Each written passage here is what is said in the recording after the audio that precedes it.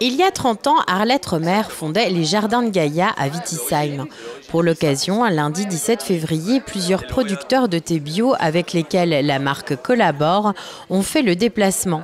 À l'origine, c'est presque par hasard qu'Arlette est partie à leur rencontre. Je me suis un peu baladée sur un salon à l'époque, un salon professionnel, et j'ai rencontré des producteurs indiens et des producteurs sri-lankais qui étaient là pour la première fois aussi. C'est tout nouveau. Et moi, mon souvenir, c'était le premier thé que j'avais vraiment apprécié, était nature, un vrai thé, quoi. C'était un Darjeeling, et donc il s'avère que c'était ce producteur.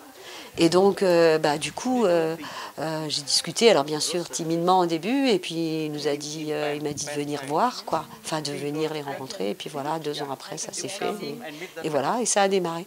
Ça a été un déclic, et surtout de voir ces endroits. J'avais déjà voyagé un petit peu en Inde, tourisme, mais ces endroits, c'est des endroits merveilleux, c'est loin de tout.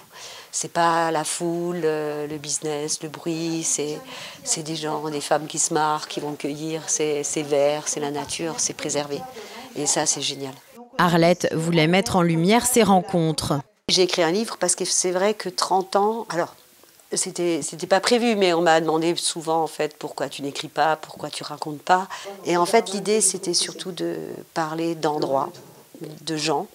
Et ouais, surtout de producteurs en fait qui m'ont impressionné, que s'ils n'étaient pas là en fait ça ne se serait pas fait ou ça n'existerait peut-être pas. C'était vraiment un hommage à tout ce qui m'a fait plaisir en fait sur ces 30 ans. Et vraiment j'ai pris du plaisir. Pour retracer ces 30 ans et illustrer ces producteurs devenus des amis avec le temps, elle s'est entourée d'un photographe devenu compagnon de voyage, Alexandre Sattler. Pour moi, les voyages avec Gaïa, ça fait sens. J'ai toujours voulu mettre du sens dans les projets sur lesquels je travaille. Et l'entreprise Jardin de Gaïa a toujours mis en avant le côté éthique, que ce soit en lien avec les productions de thé en bio, mais aussi avec les producteurs, en les soutenant à travers différentes actions. Donc pour moi, c'était super de pouvoir bosser avec une entreprise qui met l'humain au cœur du projet. Pour moi, les photos, c'est mettre en avant la beauté de cette humanité, la diversité aussi, et puis rendre hommage à toutes ces personnes qui s'activent dans leurs champs, dans leurs usines, chez eux, pour pouvoir nous offrir des produits de qualité. Avec le temps, ces producteurs sont devenus bien plus que des partenaires commerciaux. Le reste de l'année, quand il y a un typhon, un tremblement de terre, un machin, quand il y a quoi que ce soit qui se passe, des grèves, des machins, on s'envoie des petits WhatsApp. On ne parle pas forcément de thé ou de boulot, quoi. Et je veux dire, je discutais encore avec un ami de Sri Lanka, je dis ami parce que c'est vraiment devenu des amis, c'est une grande famille, qui me disait qui partait à la retraite, mais qu'il espère qu'on continue à ce qu'on se voit, et bien sûr. Aujourd'hui, Arlette connaît plusieurs générations de producteurs comme Wang, producteur de thé en Chine.